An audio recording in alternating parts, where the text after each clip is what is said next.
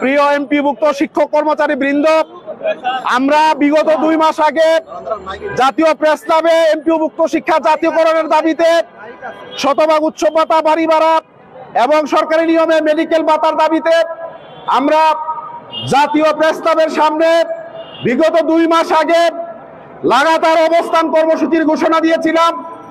আমরা আমাদের এই দাবির সপক্ষে সারা বাংলাদেশের জেলায় জেলায় সফর করে শিক্ষকদেরকে সংগঠিত করে আজকে আমাদের প্রতিশ্রুতি অনুযায়ী জাতীয় প্রেস ক্লাবের সামনে আমরা অবস্থান নিয়েছি। প্রিয় এমপিভুক্ত শিক্ষক কর্মচারী বৃন্দ, আপনারা জানেন ইতিমধ্যে আমাদের এই যৌক্তিক দাবিগুলোর ব্যাপারে মাননীয় শিক্ষা উপদেষ্টা তিনি আমাদের সাথে সহমত পোষণ করেছেন।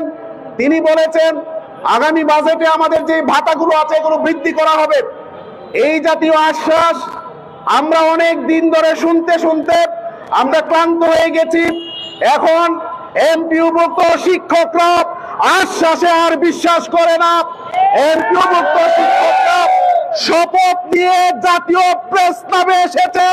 যতক্ষণ পর্যন্ত সরকারের পক্ষ থেকে জাতীয় প্রেস ক্লাবে এসে এই দাবিগুলোর ব্যাপারে সুস্পষ্ট ঘোষণা না দেওয়া হবে, ততক্ষণ পর্যন্ত এই জাতীয় প্রেস ক্লাবের আন্দোলন শুরু হয়েছে, চলবে চলবে চলবে। আমরা এমপিভুক্ত শিক্ষকদেরকে সারা বাংলাদেশে আহ্বান জানাতে চাই। আমরা কথা দিয়েছিলাম, কথা রেখেছি। শত প্রতিকূলতাকে মোকাবেলা করে জাতীয় প্রেস ক্লাবে দাঁড়িয়েছি। আমরা 5 লক্ষ শিক্ষক পরিবারের কাছে ওয়াদা দিতে চাই, যদি আপনারা আমাদের কর্মসূচিতে সাড়া দিয়ে প্রেস ক্লাবে আসেন, আমরা জাতীয়করণ প্রত্যাশী জোট শিক্ষকদেরকে নিয়ে প্রেস ক্লাব ছাড়বে না, ছাড়বে না, ছাড়বে না। জাতীয়করণ করতে হবে, করতে হবে, করে নাও। জাতীয়করণ করতে হবে, করে নাও। প্রিয় শিক্ষক ভাই বোনেরা, আমরা ইতিমধ্যে সরকারের গোয়েন্দা সংস্থা আমাদের সাথে বসেছিল, আমাদের সাথে 2 ঘন্টা মিটিং করেছে। আমরা সুস্পষ্ট ওখানে তাদেরকে বলে দিয়ে এসেছি আমাদের এমপিভুক্ত শিক্ষকরা অনেক বৈষম্যের শিকার। আমার একজন সহকারী শিক্ষক, সে এত যৎসামান্য টাকা বোনাস পায়। আমার এমপিভুক্ত শিক্ষকরা অনেকেই ঈদুল আজহার সময় কুরবানি পর্যন্ত দিতে পারে না। 1000 টাকা বাড়ি ভাড়া দেওয়া হয়, প্রিন্সিপাল থেকে নিয়ে পিউন পর্যন্ত। এই রকম আজগুবি সিস্টেম বিশ্বের কোথাও আছে কিনা আমাদের জানা নাই।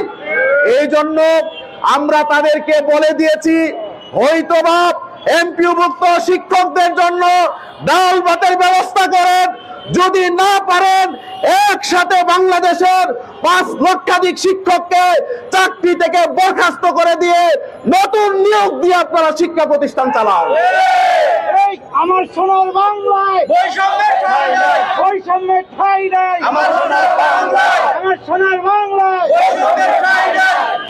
আমরা সাংবাদিক ভাইরা যারা আছেন, আপনারা বিগত সময়ে আমাদের এই আন্দোলনগুলোতে আপনারা আমাদেরকে সহযোগিতা করেছেন। আমরা আশা করি আপনাদের অব্যাহত সহযোগিতায় আমাদের এই বৈষম্যের কথাগুলো মাননীয় প্রধান উপদেষ্টা, শিক্ষা উপদেষ্টা এবং অন্যান্য সকল উপদেষ্টার কাছে পৌঁছে যাবে।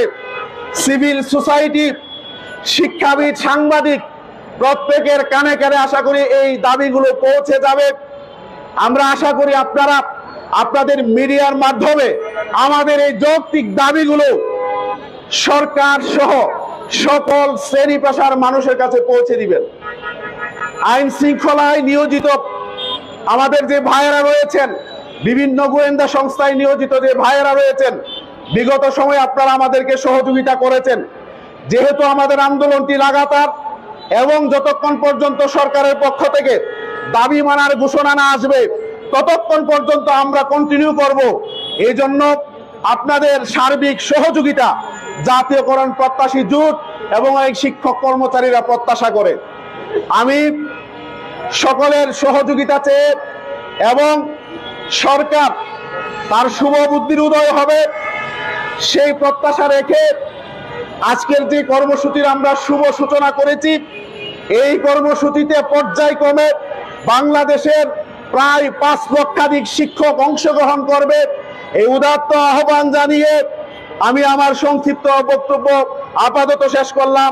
আসসালামু আলাইকুম ওয়া রাহমাতুল্লাহ। স্লোগান দেন সবাই। এক দফা এক দাবি,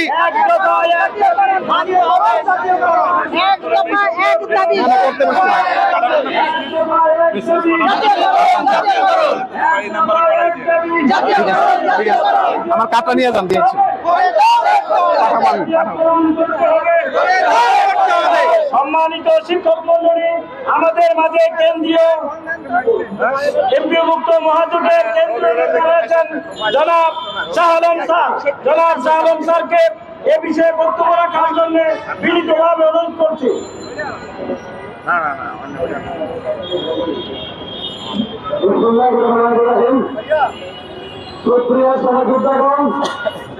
কিছুটা পারিপার্শ্বিক পরিস্থিতির কারণে আমাদের জাতীয়করণ প্রত্যাশী জোটের কর্মসূচিতে একটু বিলম্ব হয়েছে।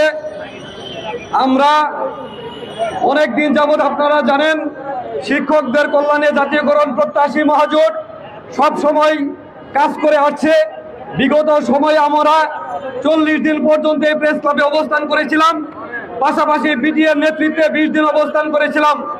আমরা সরকারের কাছে আশা করেছিলাম এই স্বাধীনতার 54 বছরে শিক্ষকদের মধ্যে যে বৈষম্য রয়েছে সেই বৈষম্যগুলো ওনারা নিরসন করবেন, কিন্তু প্রতিবারই আমরা বঞ্চিত হয়েছি, আমরা লাঞ্ছিত হয়েছি। আমরা এমত অবস্থায় পুনরায় আবার সারা বাংলাদেশের শিক্ষক কর্মচারীগণকে ঐক্যবদ্ধ করে আমরা জাতীয়করণ প্রত্যাশী মহাজোট আপনাদের জন্য কর্মসূচির আহ্বান করেছি। হয়তো আমাদের একটু বিলম্ব হয়েছে, এর জন্য আপনাদের মধ্যে কোনো ভুল বুঝাবুঝির অবকাশ নাই।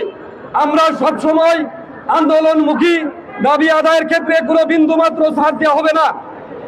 আজ থেকে দেলোয়ার হোসেন আজিজি স্যারের নেতৃত্বে এবং আমরা যারা রয়েছি, আমরা সবাই জাতীয়করণের স্বার্থে ঐক্যবদ্ধ।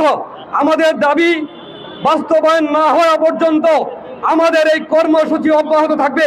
প্রয়োজনে আমরা জাতীয়করণ করতে হবে। এক দফা এক দাবি, জাতীয়করণ। প্রয়োজনে আমরা এই প্রেস ক্লাব থেকে সারা বাংলাদেশে আমাদের দাবি যদি মানা না হয়, সারা বাংলাদেশে আমরা শিক্ষা প্রতিষ্ঠানে কর্মবিরতির ঘোষণা দেব। প্রয়োজনে শিক্ষা প্রতিষ্ঠানে আমরা তালা ঝোলাবো। আমাদের এখানে এসে শিক্ষা আমরা মাননীয় শিক্ষা উপদেষ্টার কাছে আহ্বান জানাচ্ছি, আপনারা এই প্রেস ক্লাবে এসে আমাদের সুস্পষ্ট ঘোষণা দিয়ে যাবেন। না হইলে আমরা সারা বাংলাদেশে 5 লক্ষ শিক্ষক কর্মচারী কোনো অবস্থাতেই এই আন্দোলন থেকে সরে যাব না। সর্বশেষ আপনাদের সার্বিক সহযোগিতা কামনা করছি। আপনারা সারা বাংলাদেশ থেকে পর্যায়ক্রমে শিক্ষক পাঠিয়ে আমাদের এই আন্দোলন কর্মসূচিকে বেগবান করবেন। ধন্যবাদ সবাইকে। ইনশাআল্লাহ আশা করি আমরা অবশ্যই কামিয়াব হব। সবাই ভালো থাকবেন। আল্লাহ হাফেজ। আমাদের যারা আন্দোলন করতে শিক্ষক আসছেন, আপনাদের প্রতি অনুরোধ, আপনারা পিছনে যান সবাই। আপনারা আমাদের পিছনে যান, সামনে সাংবাদিকের এখানে কেউ ভিড় করবেন না।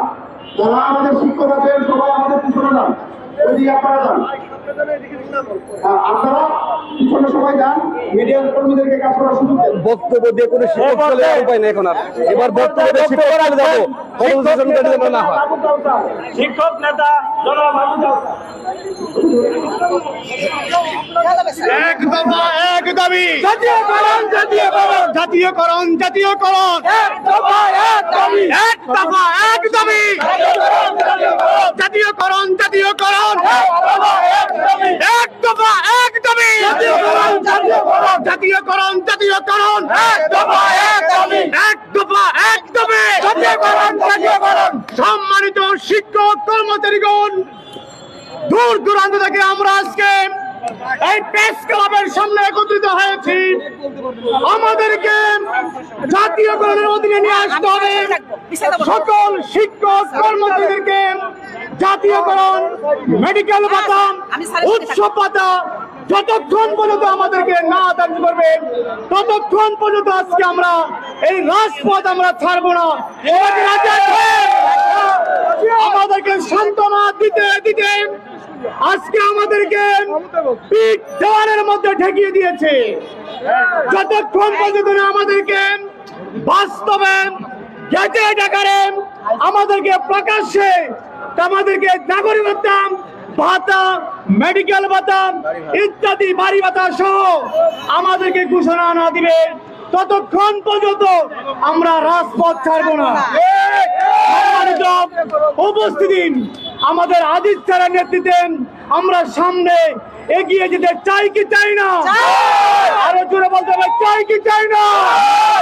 যতক্ষণ পর্যন্ত আমাদের বুকে তাজা রক্ত আছে, তাজা রক্ত দিয়ে আমাদের রাজপথকে আমরা দরকার হলেন রক্তে রক্তে লাল করে দিয়ে আমাদের দাবিগুলো আমরা মেনেই আমরা ঘরে ফিরবো। কথা বলেন ঠিক কিনা?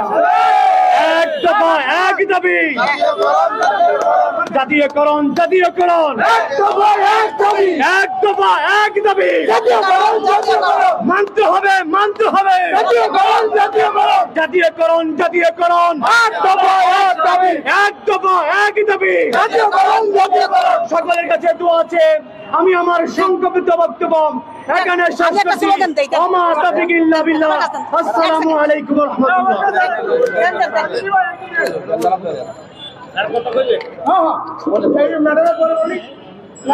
এক দফা এক দাবি, আরো জোরে আরো জোরে, এক দফা এক দাবি, আরো জোরে আরো জোরে,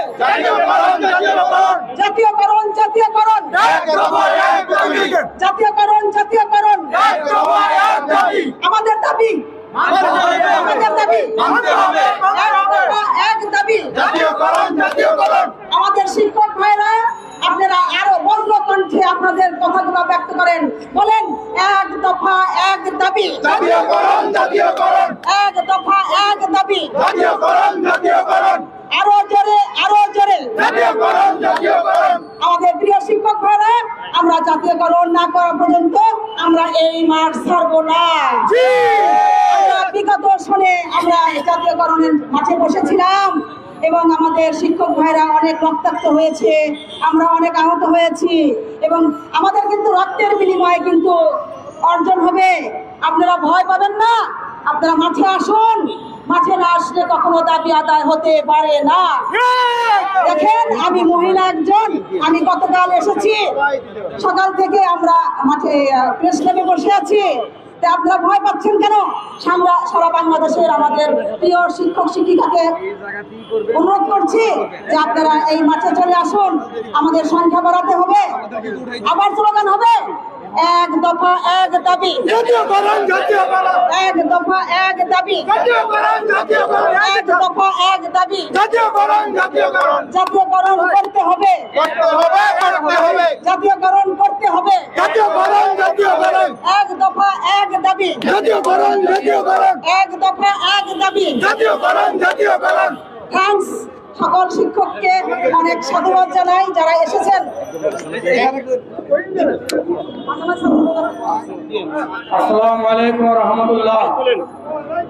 প্রিয় সাংবাদিক ভাইগণ, আইন শৃঙ্খলা রক্ষাকারী ভাইগণ, আমার সবাই সালাম গ্রহণ করুন। আসসালামু আলাইকুম। আমার বাংলাদেশের মাননীয় প্রধান উপদেষ্টা ডক্টর মোহাম্মদ ইউনূস, শিক্ষা উপদেষ্টা ও অন্যান্য সকল উপদেষ্টার প্রতি রইল আমার ভক্তিপূর্ণ সালাম। আসসালামু আলাইকুম ওয়া রাহমাতুল্লাহি ওয়া বারাকাতুহু। প্রিয় প্রধান উপদেষ্টা, আজ অত্যন্ত ব্যথা নিয়ে আপনাকে অবহিত করতেছি যে আমরা বেসরকারি এমপিভুক্ত শিক্ষকগণ এই বাংলার জমিনে অত্যন্ত অবহেলিত, আমরা তিলে তিলে ক্ষয় হয়ে শেষ হয়ে গেছি। আমরা আমাদের সন্তানদেরকে ভরণ পোষণ দিতে অক্ষম। আমাদের সন্তানগণ স্কুল কলেজে পড়ালেখার ব্যয়ভার বহন করা আমাদের পক্ষে সম্ভব হচ্ছে না। প্রিয় প্রধান উপদেষ্টা, আপনি তো জাতির একজন কর্ণধার। সারা পৃথিবী আপনাকে ভালোবাসে, আমরা আপনাকে ভালোবাসি। মাননীয় প্রধান উপদেষ্টা, একবার একটু লক্ষ্য করুন, একজন শিক্ষক MA পাস করিয়া যদি সর্বমোট 12,000 টাকা সে বেতন উত্তোলন করে, তাহলে সে তার স্ত্রী সংসার কিভাবে পরিচালনা করে? মাননীয় শিক্ষা উপদেষ্টা, আপনি যদি 1 কেজি গরুর মাংস কিনতে যান, আপনার জন্য 700 টাকা। আর আমি যদি 10,000 টাকা 12,000 টাকা বেতনে একজন শিক্ষক কিনতে যাই, আমার জন্য 700 টাকা। তাকে একবার ভাবছেন? পবিত্র ঈদুল আজহা, পবিত্র ঈদুল ফিতর, এই সমস্ত ঈদে আমরা লজ্জায় আমাদের স্ত্রীদেরকে আমাদের উৎসব ভাতার কথা বলতে পারি না। কারণ আমি একজন শিক্ষক MA পাস হইয়া যদি আমি 3,000 4,000 টাকা আমি উৎসব ভাতা পাই, তাহলে অত্যন্ত নিজেকে ছোট মনে হয়। আমার চাকরি শেষ পর্যায়ে আজ পর্যন্ত আমি আমার স্ত্রীকে আমার উৎসব ভাতা ঈদের বোনাসের কথা বলতে পারি না, লজ্জা হয়। প্রতিটা ঈদ আসিলে আমার স্ত্রী আমাকে বলে যে, ওগো স্বামী, দীর্ঘ 35-37 বছর তোমার সাথে ঘর সংসার করলাম, আজ পর্যন্ত তুমি কেন তোমার ঈদের বোনাসগুলো আমার হাতে দাও না? কারণ কি? তখন আমি নিরুপায় বলি যে, দেখো, তোমার যা প্রয়োজন আমি চেষ্টা করতেছি তা দিতে। তো আমাকে প্রশ্ন করে, তুমি কত উৎসব ভাতা পাইছ, সত্যি কথা বলো। তখন আমি হয় ঘুমাই থাকি, নতুবা ঘর থেকে বের হয়ে যায় লজ্জায়। মাননীয় প্রধান উপদেষ্টা, আপনি একবার ভাবুন, এই শিক্ষক জাতি কত অবহেলিত, কত লজ্জিত। তাদের স্ত্রীর কাছে তারা সত্য কথা বলতে পারে না। আমার এক সন্তান ঢাকা ইউনিভার্সিটিতে পড়ে, আমি বর্তমানে প্রায় 10 লক্ষ টাকার ঘরে ইনভেস্ট। আমার মেয়ে বছর MA পরীক্ষা দিতেছে, আমি কিভাবে আর কত ঋণের বোঝা বহন করবো? আমি না খাইয়া থাকতে হয়, অর্ধহারে অনাহারে থাকতে হয়, বাংলা কুয়ো করে থাকতে হয়। আপনাদের কি মায়া মমতা নেই? আপনারা কি মানুষ না? মাননীয় শিক্ষা উপদেষ্টা, আপনাদের সদা মেহরবানি কামনা করে এই শিক্ষকদের প্রতি আন্তরিক হওয়ার জন্য আমি আমার বক্তব্য এখানে রাখি। আল্লাহ হাফেজ। আল্লাহ পাক আপনাদেরকে দীর্ঘায়ু দান করুক, সুমতি দান করুক, যেন এই শিক্ষকরা আর এই রাজপথে কষ্ট না করতে হয়। আসসালামু আলাইকুম ওয়া রাহমাতুল্লাহ।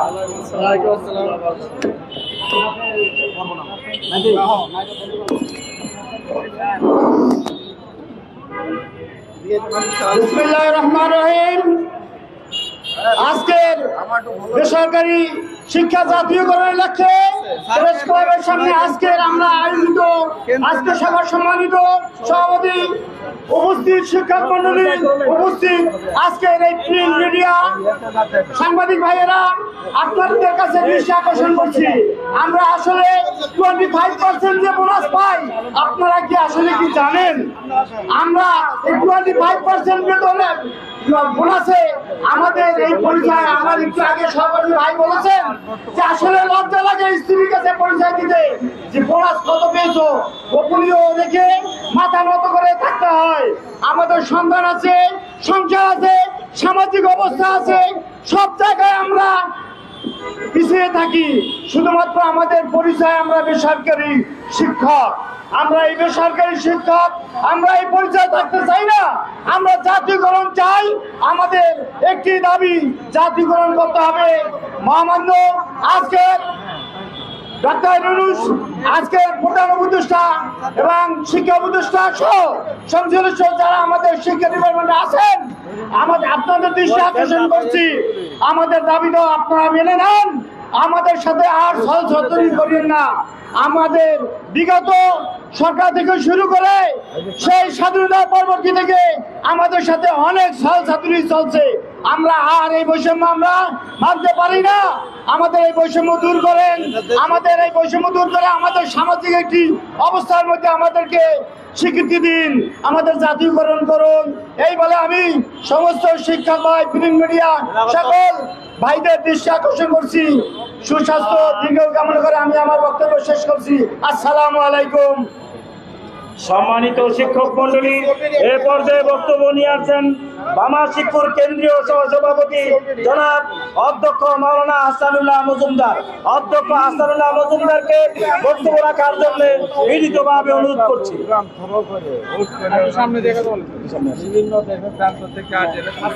বিসমিল্লাহির রহমানির রহিম। সংগ্রামী সাথী ও বন্ধুগণ, বাংলাদেশ বেসরকারি শিক্ষক সমাজ দীর্ঘদিন বঞ্চনার শিকার হয়ে বিভিন্ন ধরনের বিগত সরকারের আশ্বাস প্রশ্বাসে ক্লান্ত শান্ত হয়ে আবার তারা মাঠে নেমেছে। আজকে প্রেস ক্লাবের সম্মুখে বাংলাদেশের 5 লক্ষ শিক্ষকদের প্রতিনিধিবৃন্দ এখানে অবস্থান নিয়েছে। আজকের এই অবস্থান কর্মসূচি সম্মানিত বাংলাদেশ মাদ্রাসা শিক্ষক কর্মচারী ফোরামের কেন্দ্রীয় সভাপতি জনাব অধ্যক্ষ আজিজি সাহেব উপস্থিত রয়েছেন। বাংলাদেশ মাদ্রাসা শিক্ষক কর্মচারী ফোরামের সম্মানিত মহাসচিব অধ্যক্ষ আলাউদ্দিন সরকার সহ কেন্দ্রীয় নেতৃবৃন্দ সহ সারা বাংলাদেশের বিভিন্ন শিক্ষা প্রতিষ্ঠান থেকে আগত সংগ্রামী শিক্ষক মন্ডলী, অধ্যক্ষবৃন্দ, বিভিন্ন পর্যায়ের শিক্ষক মন্ডলী, সম্মানিত উপস্থিতি। আপনারা জানেন, আপনারা বুঝেন যে জাতি যত শিক্ষিত সে জাতি যত উন্নত। আমরা বুঝতে পারছি না আমাদের রাষ্ট্রের পরিচালক বৃন্দ জাতিকে উন্নয়নের বিভিন্ন ধরনের গল্প শুনান, বিভিন্ন ধরনের প্রকল্পের কথা বলেন, দেশকে এগিয়ে নিয়ে কথা ভাবেন, কিন্তু দুর্ভাগ্যের বিষয় হলো যে এই বিষয়ে জাতি উন্নত হবে, অগ্রগতি লাভ করবে, সেই শিক্ষক সমাজকে অবহেলিত রেখে, পিছনে রেখে, কার ইশারায় কার ইঙ্গিতে দেশকে এগিয়ে নিয়ে যাওয়ার দুঃস্বপ্ন দেখছেন, বুঝে আসছে না।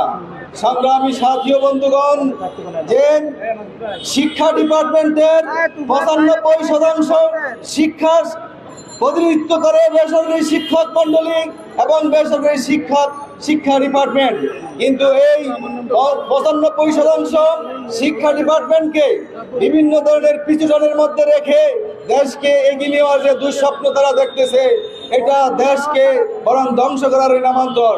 কারণ এই শিক্ষক সমাজ যদি তাদের কন্ট্রিবিউশনকে, তাদের অবদানকে যথাযথভাবে জাতির সেবায় নিয়োজিত করতে না পারেন, তাহলে এই জাতি এগিয়ে যেতে পারবে না।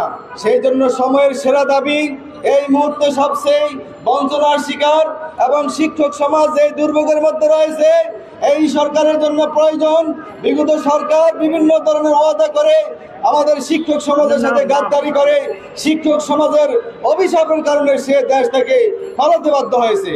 সংগ্রামী সাথী ও বন্ধুগণ, এই জন্য এই মুহূর্তে আমরা সরকার বাহাদুরকে বলবো, এই 95% শিক্ষক সমাজের দাবি দাওয়া মেনে নিয়ে দেশকে সুন্দর সুশৃঙ্খলভাবে এগিয়ে নেওয়ার প্রত্যাশায় শিক্ষক সমাজকে সাথে নিয়ে আমাদের যে দাবিগুলো রয়েছে, বাড়ি ভাড়া সহ, আমাদের চিকিৎসা ভাতা সহ, সর্বোপরি আমাদের বেসরকারি শিক্ষাকে জাতীয়করণ করার যে এক দফা এক দাবি আমাদের মেনে নিতে হবে। অন্যথায় শিক্ষক সমাজ সর্বোপরি সর্বশেষ যে মাঠে অবস্থান করেছে, আজকের রাজপথ দখল করেছে, অবস্থান কর্মসূচি আমরা দিয়েছি, এর থেকে এক বিন্দু পিছপা হটবো না যতক্ষণ পর্যন্ত না আমাদের এক দফা এক দাবি জাতীয়করণের দাবি আদায় না হবে, ঠিক কিনা? সংগ্রামী সাথী বন্ধুগণ, সুতরাং আপনাদের সবাইকে সংগ্রামী অভিনন্দন এবং বিগত আমাদের পরবর্তী কর্মসূচি অব্যাহত থাকবে যতক্ষণ না আমরা আমাদের দাবি সরকারের পক্ষ থেকে আদায় না করতে পারবো, ততক্ষণ পর্যন্ত আমরা এখানে অবস্থান করে অঙ্গীকার পরিষদের পক্ষ থেকে আমার সংক্ষিপ্ত বক্তব্য এখানে শেষ করছি। সবাইকে অসংখ্য ধন্যবাদ। জাতীয়করণ বেসরকারি শিক্ষা জাতীয়করণ হোক, সবাইকে অসংখ্য ধন্যবাদ। আমাদের মাঝে গণ অধিকার পরিষদের কেন্দ্রীয় নেতৃবৃন্দ উপস্থিত হয়েছেন, তারা এই পর্যায়ে বক্তব্য রাখবেন। এ পর্যায়ে বক্তব্য রাখছেন শিক্ষক নেতা মাসুদুর রহমান। আসসালামু আলাইকুম ওয়া রাহমাতুল্লাহি ওয়া বারাকাতুহু। এখানে আমরা বিভিন্ন সংগঠনের নেতৃবৃন্দ উপস্থিত হয়েছি, সবার নাম নেওয়া সম্ভব হচ্ছে না। আমি তাদেরকে বলবো, আমরা যদি এককভাবে একত্রিত হয়ে যদি আন্দোলন করি, তাহলে আমাদের এই দাবি দাওয়া ইনশাআল্লাহ আদায় করে ছাড়বো। আমরা যেতে রাজি আছি? আমরা সকলে একত্র আমরা আন্দোলন করবো। আজ আমাদের লজ্জা লাগে 500 টাকা বাড়ি ভাতা আর 1000 টাকা বাড়ি ভাতা, 500 টাকা চিকিৎসা ভাতা আর মাত্র 25% মাত্র আমাদেরকে উৎসব ভাতা দেওয়া হয়, যেগুলো মানুষের কাছে শিক্ষক হিসাবে একদম লজ্জা লাগে, সেটা কোনো বলার অধিকার রাখে না। এই জন্য সকল শিক্ষক কর্মচারীর নেতাদের কাছে আমি দাবি রাখবো, আমরা একত্রে আন্দোলন করে সরকার বাহাদুরের কাছে সে দাবি আমরা আদায় করে ছাড়বো ইনশাআল্লাহ। এই বলে আমি আমার কথা এখানে শেষ করছি। আসসালামু আলাইকুম ওয়া রাহমাতুল্লাহি ওয়া বারাকাতুহু। প্রাণপ্রিয় উপস্থিতি, সামনে আসেন। আমাদের মাঝে গতকালকে আমরা বিপি নুরুল ইসলাম নুরু সাহেবের সাথে আমাদের বৈঠক হয়েছে। তো আমাদের গণ অধিকার পরিষদের কেন্দ্রীয় নেতা, উচ্চতর পরিষদের সম্মানিত সদস্য হাবিবুর রহমান রিজু ভাই আমাদের কাছে এসে একত্রতা পোষণ করার জন্য আমাদের মাঝে এসেছে। আমরা তাকে করতালি দিয়ে অভিনন্দন জানাই।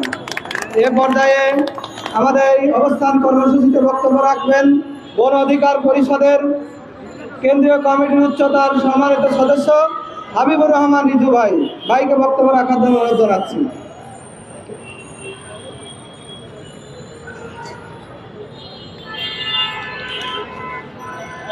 জাতির মেরুদণ্ড শিক্ষা যারা প্রশিক্ষক, এই সম্মানিত শিক্ষক মন্ডলী, আপনারা যে দাবি নিয়ে উপস্থিত হয়েছেন, এই দাবি আপনারা করতেই পারেন। প্রসঙ্গটা হচ্ছে কি, এই দাবিটা আসলে আপনারা কার কাছে করছেন? যে সরকার এখন ক্ষমতায় আছে, এই সরকার একটা ভেঙে পড়া, ধসে পড়া রাষ্ট্রযন্ত্রের উপরে বসেছে। এই সরকার এমন একটা গাড়িতে উঠেছে যার এক চাকা নেই, আর এক চাকা আছে তো সে চাকা ফুটো, হেডলাইট নেই, সেলফ স্টার্টার নেই। এই সরকার একটি অসহায় সরকার। রাজনৈতিক দলগুলো এই সরকারের কাছে হলো শত্রু তুমি, বন্ধু তুমি, তুমি আমার সাধনা। মানে এই সরকারের যারা সমালোচনা করছে, সবাই উদ্দেশ্য নিয়ে সমালোচনা করছে। কেউ ভাগ বঞ্চিত হওয়ার কারণে সমালোচনা করছে, কেউ ষড়যন্ত্রমূলক ভাবে করতেছে, নানান উদ্দেশ্য নিয়ে সরকারের ষড়যন্ত্র করছে। এবং আপনারা দেখছেন যে চাচার কব্বর কোণে চাচি কান্দে কোণে মতো অবস্থা। অনেক সংস্কার কমিশন হয়েছে, শিক্ষা সংস্কার কমিশন কিন্তু হয়নি। শিক্ষা জাতি নাকি জাতির মেরুদণ্ড, অর্থাৎ মেরুদণ্ড বেঠিক রেখে কি কমিশন এত হয়েছে এবার বোঝেন। আমরা দেখেছি হামিদুর রহমান শিক্ষা কমিশন হয়েছে, কুদরতি খুদা শিক্ষা কমিশন হয়েছে, মজিদ খান শিক্ষা কমিশন হয়েছে, কিন্তু কোন শিক্ষা কমিশনই এদেশে বাস্তবায়িত হয়নি। কোন শিক্ষা কমিশনই এদেশের শিক্ষক এবং গোটা শিক্ষা ব্যবস্থাকে যুগোপযোগী করা, সার্বজনীন করার কোন প্রস্তাব আজ পর্যন্ত উত্থাপন করেনি। বাংলাদেশের 3টে খাত, শিক্ষা, স্বাস্থ্য আর কৃষি যদি ঠিক থাকে, বাংলাদেশ তো 80% এমনিতেই ঠিক হয়ে যায়। কিন্তু কি দুর্ভাগ্য দেখেন,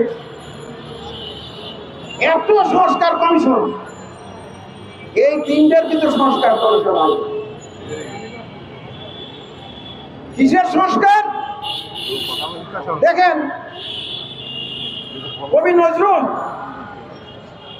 জাতিকে শুদ্ধ হওয়ার জন্য রক্ত চেয়েছিলেন।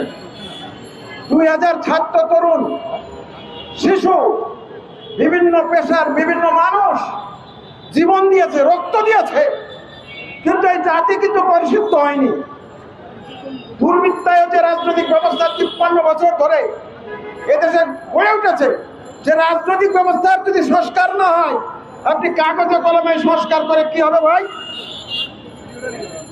গণহত্যার যদি বিচার না হয়, গণহত্যা কমিশন নেই, গণহত্যার বিচার করা কমিশন কিন্তু বানায়নি। যারা 28 লক্ষ কোটি টাকা এদেশ থেকে লুটপাট করে বিদেশে পাচার করলো, এবং অনেক দেশের নামও আমরা জানি না, যে দেশগুলো হচ্ছে দ্বীপ রাষ্ট্র, সমুদ্রের দ্বীপ রাষ্ট্র, সেই দ্বীপ রাষ্ট্রতে গত 16 বছর ধরে লুটপাট করে আওয়ামী লীগ এবং তার সার্কেলের লোকজন এক একটা সাম্রাজ্য গড়ে তুলেছে। দুবাইতে 1100 বাড়ি করেছে বাংলাদেশের মানুষ। দুবাই সব থেকে পৃথিবীর ব্যয়বহুল শহর। বেগমপাড়া সেই খবর কিন্তু নিচ্ছে না। আর টাকা পাচার যারা করেছে, ধরেন স্বরাষ্ট্রমন্ত্রী আসাদুজ্জামান খান কামাল টাকা পাচার করেছে, টাকা কি মাথায় করে নিয়ে গেছে? এই টাকা পাচারের সাথে নেটওয়ার্ক, এই নেটওয়ার্কের একজন লোককে কিন্তু আপনারা হাসপাতালে গ্রেপ্তার হতে দেখেছেন? কি আসলে এর জন্য কি সংস্কার লাগে? ওই কৃষি ফার্মগেটে আমদানি সমিতি নামে একটা সমিতি করা হয়েছে, সিঙ্গেল সোর্স থেকে কৃষি ব্যবস্থার সাথে জড়িত যে উপায় এবং উপক্রম, আমাদের জামানো পেস্টিসাইড, সবকিছু সিঙ্গেল সোর্স থেকে 6,000 টাকা 2 থেকে 600 গুণ বেশি দিয়ে কেনে। এর জন্য তো কোনো সংস্কার লাগে না ওই সিন্ডিকেট ভাঙতে। ও তো সচিব আর উপদেষ্টা মনে করলেই তো ভেঙে যায়, কিন্তু ওরা প্রমাণ দেয়।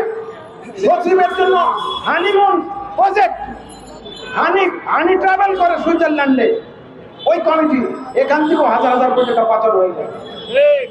এই একটা খাত যদি আপনি ধরেন, এক কৃষিখাত থেকে যে লুটপাট হচ্ছে, সেই লুটপাটের টাকা যদি বন্ধ করা যায়, গোটা বাংলাদেশের শিক্ষা ব্যবস্থার আমূল পরিবর্তন হয়ে যায়। বাংলাদেশের রাস্তাঘাটে যে চুরি হয়, একটা চুরি যদি বন্ধ করেন, প্রত্যেকটা শিক্ষা প্রতিষ্ঠান জাতীয়করণ করা যায়। চুরি বন্ধের কোনো বন্দি নেই। আপনি দেখেন, আজকে খুব ভালো হতো যে একটা আপনাদের শিক্ষকদের প্রোগ্রাম, বাংলাদেশে 109টা শিক্ষা প্রতিষ্ঠান আছে,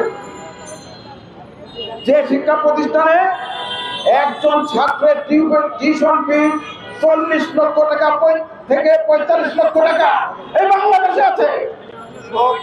আপনি কি খবর রাখেন? এই ঢাকার উত্তর থেকে মির্জাপুর পর্যন্ত এবং 109টা শিক্ষা প্রতিষ্ঠান আছে। একজন ছাত্রের বেতন দিতে হয় 40 থেকে 50 লক্ষ টাকা। কাদের সন্তান পড়ে ভাই এখানে? এরা কারা? একজন সন্তানের পিছনে প্রতি বছর 20 অর্থ কোটি টাকা খরচ করেন, আর আমার শিক্ষকরা সারা বছর ওর 10 ভাগের 1 ভাগ টাকা পায়। বন্ধুরা, মূল সমস্যা হলো, সব থেকে ভালো হয় আমি আপনাদের প্রতি বলবো, শিক্ষা নিয়ে অনেক সমস্যা আমাদের অনেকদিন ধরে চলছে। আওয়ামী পন্থী বুদ্ধিজীবী সৈয়দ আনোয়ার হোসেন তার একটা বই লিখেছেন, ঢাকা বিশ্ববিদ্যালয়ের শিক্ষকদের যদি বাংলায় পরীক্ষা নেয়, অধিকাংশ শিক্ষকই না বের করবে। শিক্ষার যে দুরবস্থা, শিক্ষা ব্যবস্থাকে দলীয়করণ করে, শিক্ষা ব্যবস্থাকে দলীয়করণ করে, দলীয় ভিত্তিতে শিক্ষক নিয়োগ করে শিক্ষার 12টা শেখ হাসিনা তো বাজিয়ে গেছে। এখান থেকে আমরা আসলে কিভাবে বেরোবো, সেই কমিশনটা কর আমি বলতে চাই। আমি এই উপদেষ্টা মন্ডলী যারা আছেন এবং যারা রাজনৈতিক মহল আছেন, আমি সবার দৃষ্টি আকর্ষণ করে বলতে চাই, আগে শিক্ষা ঠিক করুন। ভাই, বড় বড় চুরি কারা করে? বড় বড় চুরি কারা করে? কোটি কোটি টাকা চুরি কারা করে? আমার গ্রাম বাংলার অশিক্ষিত মানুষ করে না। বড় বড় চুরি করে শিক্ষিত মানুষ, বিসিএস পাস হলো না, ওই ইঞ্জিনিয়াররা ওই সচিবালয়ে বসে হাজার হাজার কোটি টাকা পুকুর চুরি প্রজেক্ট করে, কমিশনের প্রজেক্ট করে, শিক্ষকদের জন্য কোনো প্রজেক্ট নাই। আর আরো সমস্যা, আপনার শিক্ষার যে ব্যবস্থা, শিক্ষার যে কেনা, এই ডিপার্টমেন্টের উপচাপ, এই যে আমলাতন্ত্রের যে জটিলতা, আমলাতন্ত্র শিক্ষকদের মন্ত্রণালয়, শিক্ষকদের মন্ত্রণের সমস্ত কর্মকর্তা কর্মচারী আলাদা হতে হবে। এই বিষয়গুলো আপনাদের মাথায় নিয়ে আসতে হবে। অর্থাৎ আপনারা এখন যে সমস্যার কথাটা বলতেছেন, সমস্যাটা খুব বাস্তব। কিন্তু ব্যাপারটা হয়েছে কি, আমি মাঝে মধ্যে আগারগা দিয়ে যাই। আগারগাতে রাত 10টার সময় বা 10টার পরে যদি আপনি যান, দেখবেন সবাই আগে যাওয়ার জন্য যার 4 মাথা থেকে গাড়ি নিয়ে এসে রাস্তা বন্ধ করে 1 ঘন্টা দেরি করে দেবে। 1 ঘন্টা বসে থাকে, সবাই আগে যাবে বলে। এখন আপনাদের যে সমস্যা, ইস্যুভিত্তিক যে সমস্যা, এই সমস্যাগুলোর একমাত্র সমাধান হতে পারে গোটা শাসনতন্ত্র এবং রাষ্ট্র ব্যবস্থার পরিবর্তনের রাজনৈতিক শক্তি যদি ক্ষমতায় আসবে, সেদিনই আপনাদের এই বিষয়টা সমাধান হবে। আমরা যে দাবি দেওয়ার জন্য আসছি, সারা জীবন আমার বাবা একজন শিক্ষক। আমি ছোটবেলা থেকে দেখি শিক্ষকদের মাঝে মধ্যেই আন্দোলন সংগ্রামে স্বীকৃতি করতে হয়। আমার বাবা প্রথম বেতন পাচ্ছেন 35 টাকা। 35 টাকা তৎকালীন যুগে কি হয়? এইভাবে শিক্ষা ব্যবস্থাকে পিছনে রেখে জাতিকে উন্নয়নের যে গল্প, ওই 109টা মানে ওখানে এই লুটপাটকারীদের সন্তানরা লেখাপড়া করবে, বিদেশে লেখাপড়া করবে, দামি দামি শিক্ষা প্রতিষ্ঠানে লেখাপড়া করবে, আর সাধারণ মানুষের সন্তানরা এই বেতন পায় না, ভাতা পায় না, বোনাস পায় না, এইখানে লেখাপড়া করবে। এই ব্যবস্থার আসলে পরিবর্তন হওয়া দরকার। কাজেই আপনাদের যে সংগ্রাম, আপনাদের যে দাবি, এই দাবি আমি মনে করি সামগ্রিক ব্যবস্থার সাথে জড়িত।